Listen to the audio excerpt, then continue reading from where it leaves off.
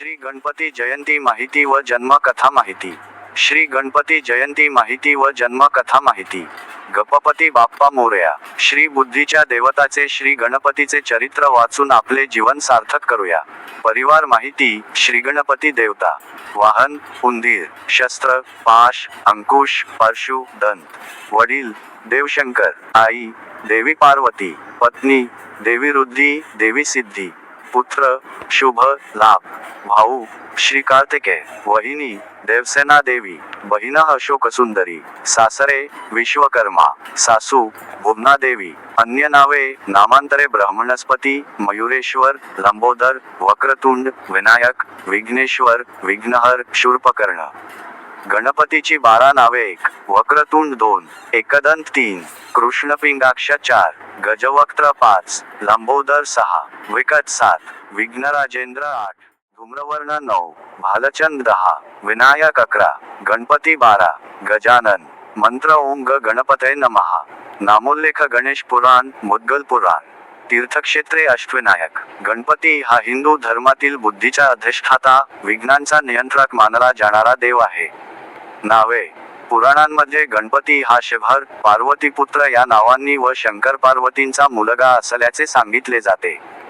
गणपतीला इतर काही नावे आहेत. माघ शुक्ल चतुर्थी व भाद्रपद शुक्ल चतुर्थी असा दोनदा जन्म झाल्याने द्वैमातूर नावानेही ही देवता ओळखली जाते. या देवतेस अग्रपूजेचा मान असतो. हिंदू धर्मग्रंथात या देवतेची वर्णने स्थलपरत्वे बदलत असली तरी हत्तीचे मुख आणि मनुष्याचे शरीर असलेली देवता हे वर्णन समान आहे. या देवतेचे वाहन काही ठिकाणी उंदीर तर काही ठिकाणी सिंह सांगितले आहे. पुराण व साहित्यात गणपतीचे अनेक ठिकाणी उल्लेख आहेत. गणपती हा महाभारत या ग्रंथाचा लेखनिक होता. भारतात सर्वत्रच गणेशाची पूजा प्रचलित आहे. विशेषतः महाराष्ट्र राज्यात गणेशाची मोठ्या प्रमाणावर पूजा व उत्सव होतात. गणेशाचा उपासक संप्रदाय गाणपत्य नावाने ओळखला जातो. हा संप्रदाय गणेशाची मयुरेश्वर नावाने पूजा करतो. गणेश गायत्री मंत्र असा आहे. महत्कया विद्महे वक्रतुंडाय धीमहि तन्नो दंती प्रचोदयात. सवाहन गणेश कर्नाटकातील तळकाडूच्या वैद्येश्वर मंदिरातील शिल्प. नावांची व्युत्पत्ती. गणेश शब्दाचा अर्थ गणांचा ईश वा प्रभू असा आहे. गण म्हणजे शिव व पार्वतीचे सेवक होय. गणांचा अधिपती म्हणून गणपती असेही नाव या देवतेस आहे. महाराष्ट्रात हे नाव विशेष लोकप्रिय आहे. विनायक हे नाव दक्षिणेत वापरतात. हे नाव गणपती नावाशी संबंधित आहे. विनायक या शब्दाचा अर्थ वि म्हणजे विशिष्ट रूपाने जो नायक नेता आहे तो. याच अर्थाने गणाधिपती नावही प्रचारत आहे.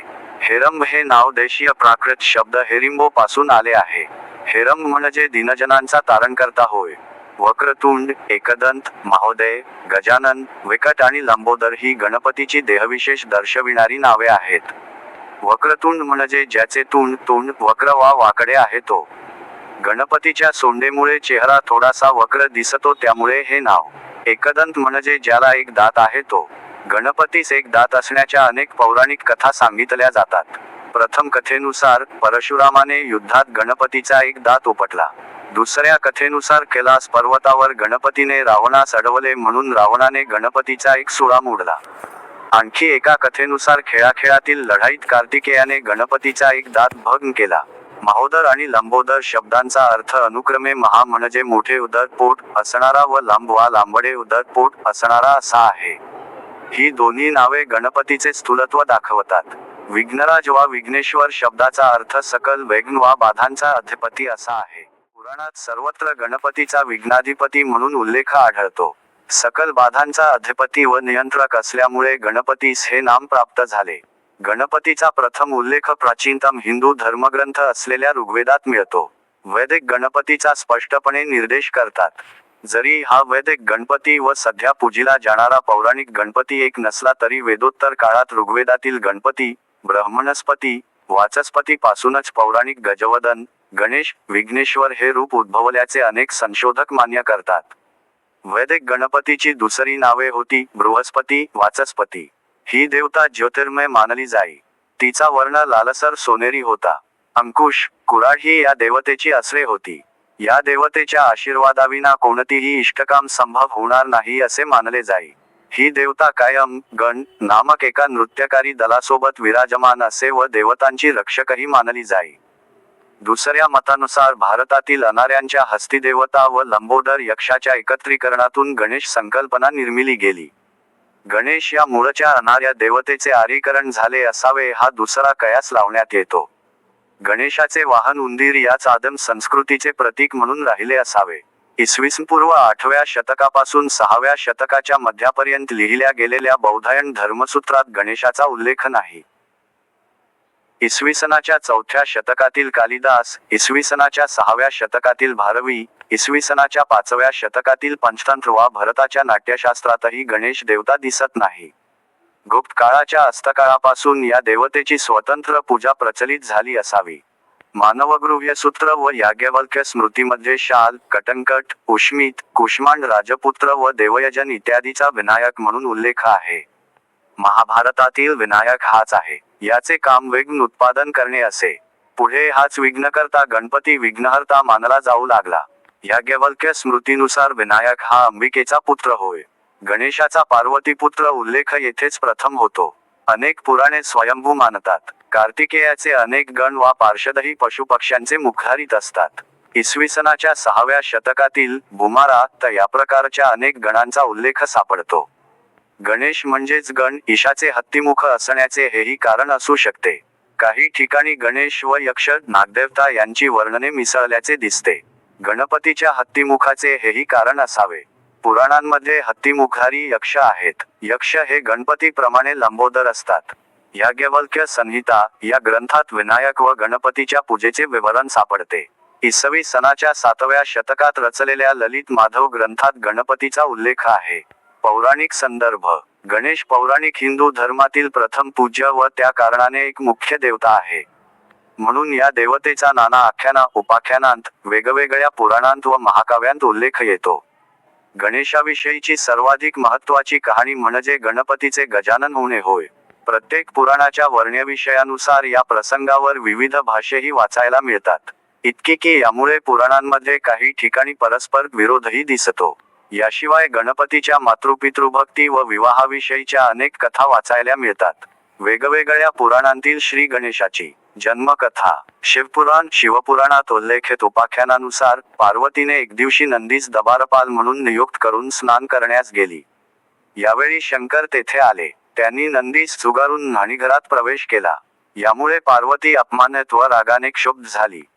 शेवटी सखी जया व विजया यांच्या सल्ल्याने चिखलापासून एका सुंदर पुत्राची मूर्ती निर्मिली व त्यात प्राण फुंकले. या पुत्रास तिने स्वतःचा अनुचर म्हणून नेमले.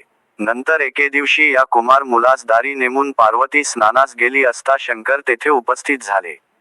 कुमाराने शंकरास अडवले. पहिल्यांदा कुमारासोबत त्यांचा वाद व नंतर पार्वतीच्या मनातील इंगिताप्रमाणे युद्ध झाले. शिव व सकल देवतागण या लढाईत पराजित झाले. तेव्हा नारदाच्या सल्ल्याने विष्णूद्वारे कुमारास मोहित करून शंकरांनी त्याचे मुंडके उडवले. ही वार्ता ऐकून पार्वतीने क्रुद्ध होऊन सृष्टी नष्ट करण्यास प्रारंभ केला. नारद व देवगणांनी तेच शांत केले. तेव्हा पार्वतीने तिच्या पुत्राच्या पुनर्जीवनाची मागणी केली व तिचा पुत्र सगळ्यांना पूज्य व्हावा अशी इच्छा व्यक्त केली. शंकरांनी होकार भरला. परंतु कुमाराचे मस्तक कोठेही न मिळाल्याने त्यांनी गणांस उत्तर दिशेस पाठवले व प्रथम जो प्राणी दिसेल त्याचे मस्तक आणण्याची आज्ञा केली. गण एका हत्तीचे मस्तक घेऊन उपस्थित झाले. देवगणांनी या मुंडक्याच्या सहाय्याने कुमारास जिवंत केले. तदपरांत शंकरांनी या मुलास पुत्र म्हणून स्वीकारले. देवगणांच्या आशीर्वादाने हा मुलगा पूज्य झाला व गणेश नावाने प्रसिद्ध झाला. स्कंदपुराणात गणपतीच्या जन्माविषयी एकाधिक उपाख्यान वर्णिली आहेत. या पुराणातील गणेश खंडाप्रमाणे सिंदूर नामक एक दैत्याने पार्वतीच्या गर्भात प्रवेश करून गणेशाचे मस्तक छिन्न केले. पण या अर्भकाचा मृत्यू न होता ते मुंडहीन अवस्थेत जन्माला आले. नारदाने बालकास याचे कारण विचारले असता गजाननाने वरील घटना सांगितली.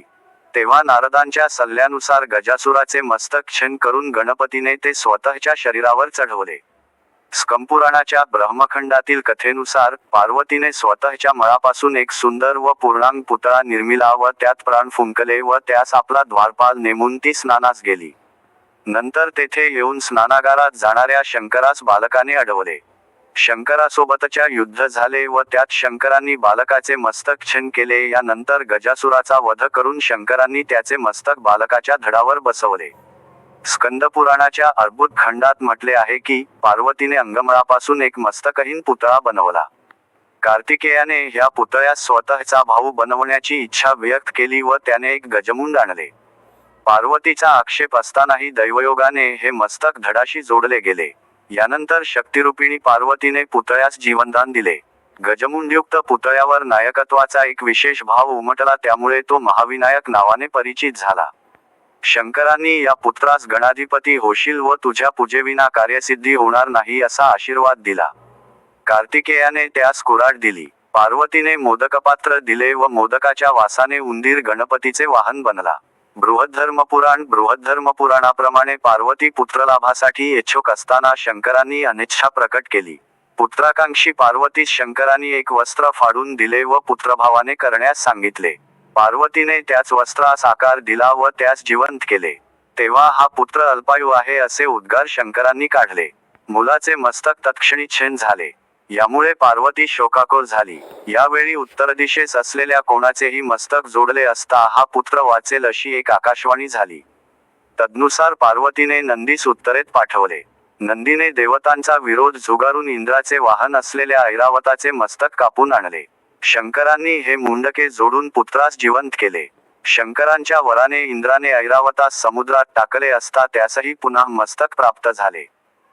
ब्रह्मवैवर्त पुराणानुसार शंख, चक्र, गदा, पद्मधारी कृष्णास पाहून मुग्ध पार्वतीने तशाच एका पुत्राची कामना केली.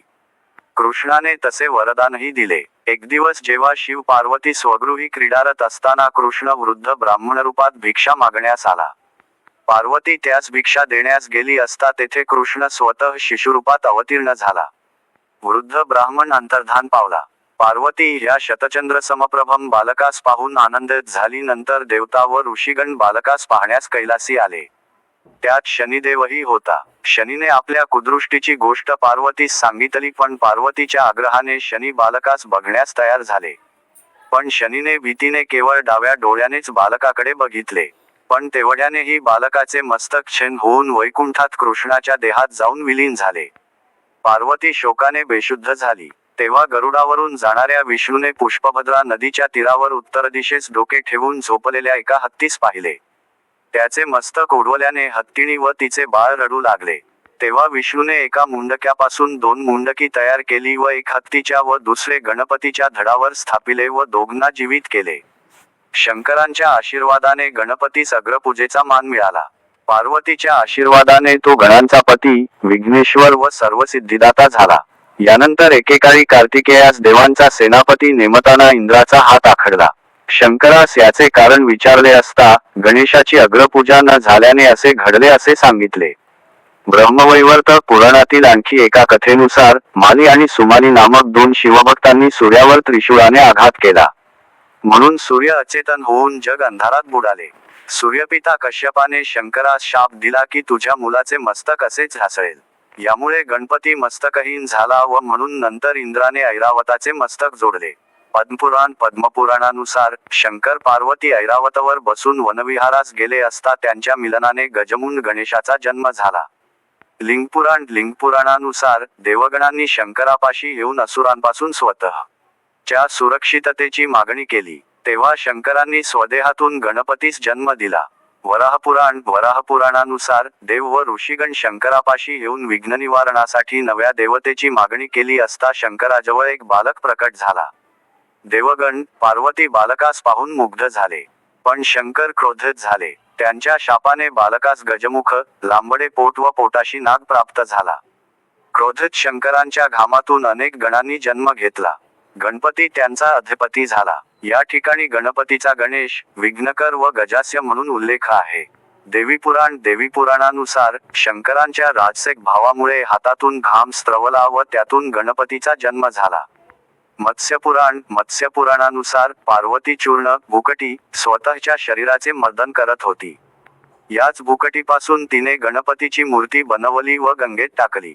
पुतळा मोठा होत होत पृथ्वी इतका झाला. नंतर या मुलास गंगा व पार्वतीने पुत्ररूप मानले व ब्रह्माच्या आशीर्वादाने हा मुलगा गणाधिपती झाला. वामपुराणानुसार पार्वतीने स्नानाच्या वेळी अंगमळापासून चतुर्भुज गजानन मूर्ती निर्मिली व महादेव त्यास पुत्र मानून म्हणाले, मया नायकेन विना जातः पुत्रकः, मला सोडूनही पुत्र जन्म झाला, त्यामुळे हे बालक विनायक म्हणून प्रसिद्ध होईल व विघ्ननाशकारी होईल.